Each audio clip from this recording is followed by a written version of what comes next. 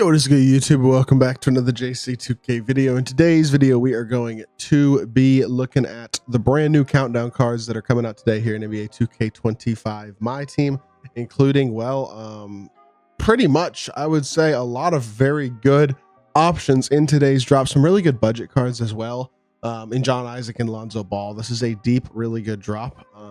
And while the top tier cards are not must-have, there's a lot of depth to the drop, and I think that is a good thing, at least from Diamond and up. So before we hop into the video, if you haven't already, make sure you hit that subscribe button. Help me push towards the 40,000 subscriber mark on the channel. I'm uploading every single day, tons of consistent daily MyTEAM content. Would really appreciate it if y'all do subscribe. Without further ado, let's hop right into it and let's take a look at the brand new content today. So we will start with the lowest overall cards and just skim through these real quickly. Jimmy King is 6'5", shooting guard, 77 speed, 73 3 ball, 85 driving dunk. He's decently athletic, but that's about it. Will Carter at 54 speed, 25 3 ball. All right, no need to see anything else than that with that card. Charles Smith, 55 speed, 43 ball. Same thing. No need to see anything else. Jordan Nwora, 84 3 ball, but 59 speed, no dunking, no defense. Still not good. And Tari Eason, 80 speed, 83, 80 driving dunk, 90 steal. For a gold, not bad. Still not probably a dog, but his jumper's actually good too. That's for a gold card. He's not bad. Dirk Heinrich, 6'4", 6'6", wingspan, 86 speed, 84 3 ball.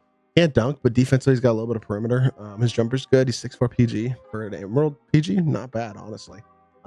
Junior Bridgman is 6'5", 6'7" wingspan. Can't really shoot. Not super athletic. Not a great defender. Not unbelievably fast. Like, he's not really all that good. Jakob Poeltl, I'm assuming like 51 speed, 45 3 ball. Again, slow, can't really shoot. That's not a good card. Ayo DeSumo, 83 speed, 84 3, 75 driving dunk, a little bit of defense. I mean, he's not as bad, but he still doesn't have very many badges. He has actually no badges, so still not very good. Khalid Lamine, Chonk, 5'10", 6'1" wingspan, 87 speed, 88 agility, 86 3 ball.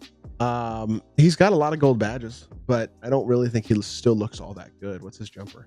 I mean, Malachi Flynn basis is his money. I will say that. But honestly, he's 5'10" at point guard. Like, this card's not going to be viable with that type of size. Karis LeVert, 6'6", 6'10" wingspan, 84 speed, 82 3 ball, 75 driving dunk. Defensively doesn't do much. Badges are meh. Sapphire, like, again, there are better Sapphires. Cam Reddish is better. No point in that card either. Honestly, these drops have just become so pointless from everything below Diamond. Like, this card's 74 speed, 74 3 ball. Why would anybody want to use this card at small point? 74 speed, 73 ball. Like, we're good. Gordon Hayward, same thing. He's got 79 speed, 85 3 ball. He's got no defense pretty much besides 84 perimeter. Like, these cards are trash.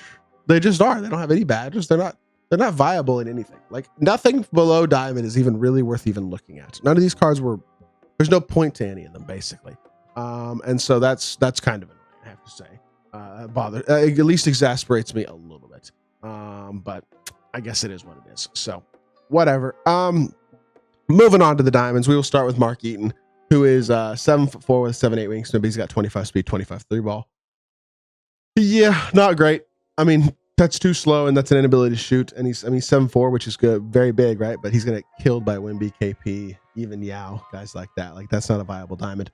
The other two diamonds, though, John Isaac and Lonzo Ball, very viable diamonds. Lonzo's 89 speed, 84 3 ball. I know his stats are not unbelievable. 80 driving dunk, 80 plus all the way around defensively. Doesn't have incredible hoffs. The thing about Lonzo is he's a 6'6", probably decently budget point guard with a good jump shot and kind of does everything solidly well. Is he going to be an absolute dog?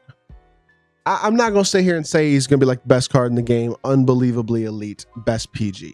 Do I think he's an elite budget point guard for an affordable price? Yes, 100%.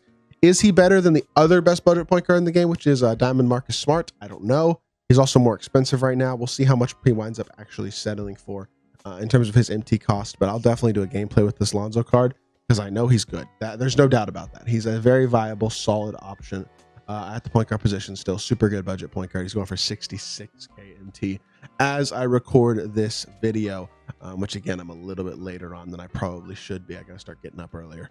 But next, John Isaac, 6'10", 7'2" wingspan, 89 speed, 86 3 ball, 90 driving dunk, 90 defense across the board. Off challenger, high flying and iron, movable, interceptor, off ball pass, on ball menace, paint patroller, pogo stick, post lockdown, and he is now small forward eligible as well.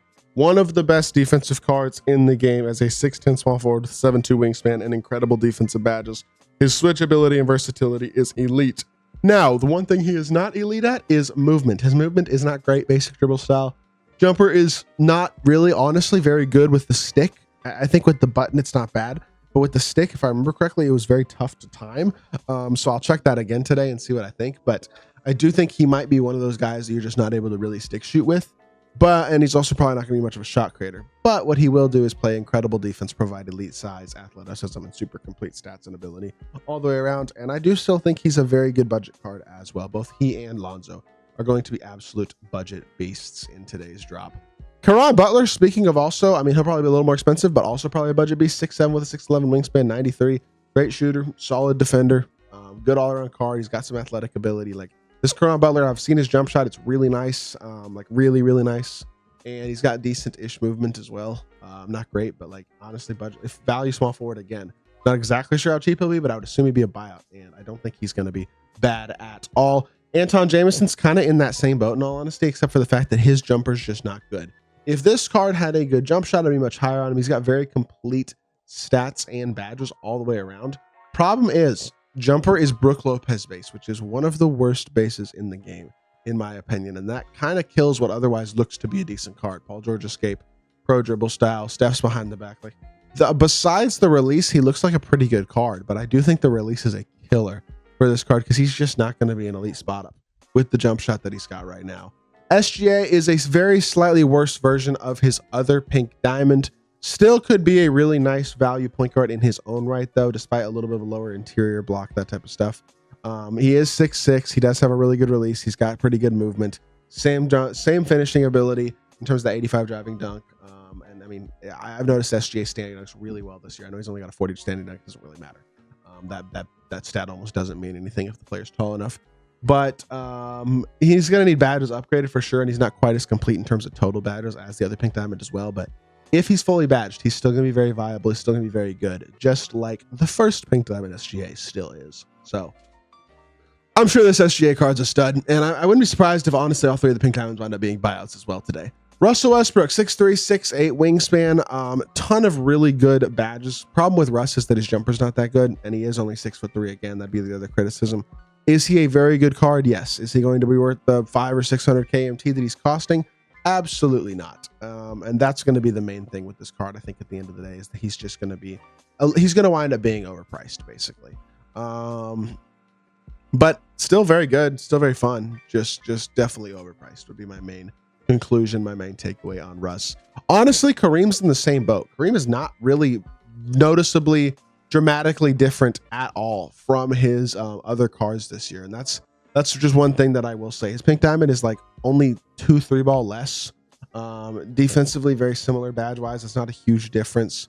Like you're not going to see a big difference between this Kareem and the pink diamond Kareem. Now he's still power forward eligible. He's still 7'2". He's still really good. There's no doubt about it. His size is glitchy as heck, especially at the power forward position, and that's probably the most valuable thing about him, honestly. But do I think he's a must-have card? Absolutely not. Do I think he's a top 10, top 5 big in the game? Sure.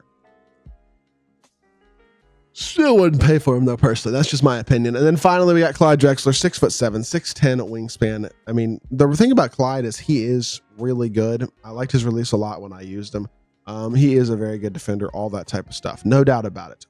But it's hard to justify spending again, that much MT for a card when Franz Wagner is free. I already have Dr. J. Dr. J is better than Clyde. Like Dr. J just in general, I feel like Clyde's a little bit of a, he's not bad, right? Like he's got really good stats and badges, but kind of like Vince Carter, I guess, in that there's so many good cards at the position. He's not game breaking in any specific way. I don't really think there's any specific thing he definitely does. He definitively does better than Dr. J, in all honesty. And that's not intended to be like real slander of the card. I just think as a whole that Dr. J is a better card. Franz Wagner's a better card. Other guys as well are probably as good or better. Like, not a card that you should be overpaying for. You know what I'm saying? Is he good? 100%. Is he worth overpaying for? No, none of the opals from today are. So with that being said, really the nicest thing about today's drop is the Isaac and John Lonzo Ball, as well as even the other pink diamonds like Caron and Shai. Some really good value options there today that you can pick up from, and some good top tier cards as well. But definitely, I think, going to be a little bit tough to justify their prices. with that being said, that is going to do it for today's video. Hope you all did enjoy. If you did, make sure you hit that like button, leave a comment, and subscribe. I'll be back with more 2K content very, very soon, and I appreciate y'all. Peace.